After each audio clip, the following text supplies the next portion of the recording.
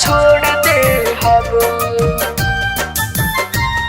Presented by Kranti Music।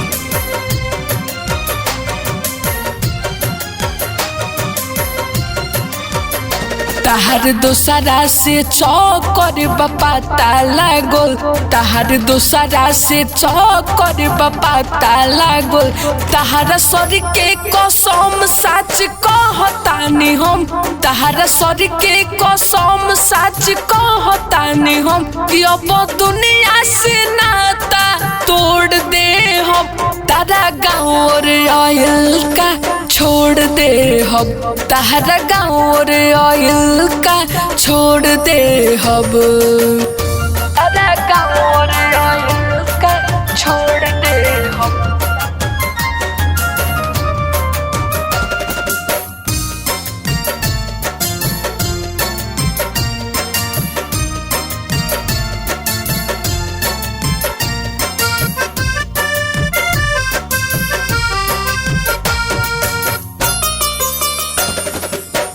कैसे ये भूल भइल, दिल मजबूर भइल, सपना सजावल हमारे सब चकनाचूर भइल, सब चकनाचूर भइल।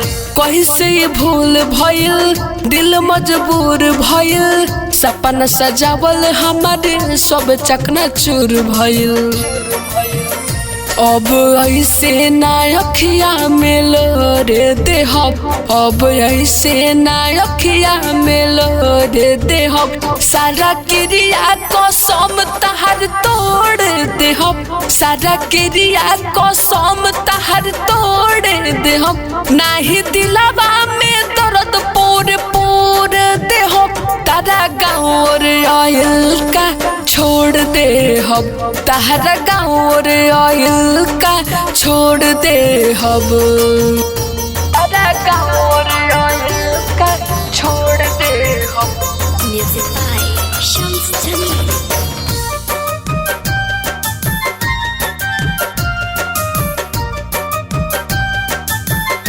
तारा गाँव रे आयल का छोड़ दे हम।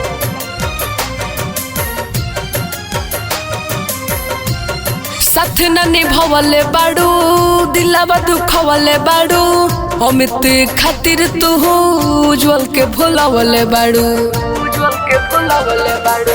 साथ न निभावले बाड़ू, दिलवा दुखवले बाड़ू, अमित खातिर तू उज्जवल के भुलावले बाड़ू। अब तो हसे हम मुहावा मोड़ ले हम, अब तो हसे हम मुहावा मोड़ ले हम। सारा क्रिया कसम तहार तोड़ दे हम, सारा क्रिया कसम तहार तोड़ दे हम। अपन दिलवा ना केहू से जोड़ ले हम। तारा गाँव रे आयल का छोड़ दे हम, तारा गाँव रे आयल का छोड़ दे हम।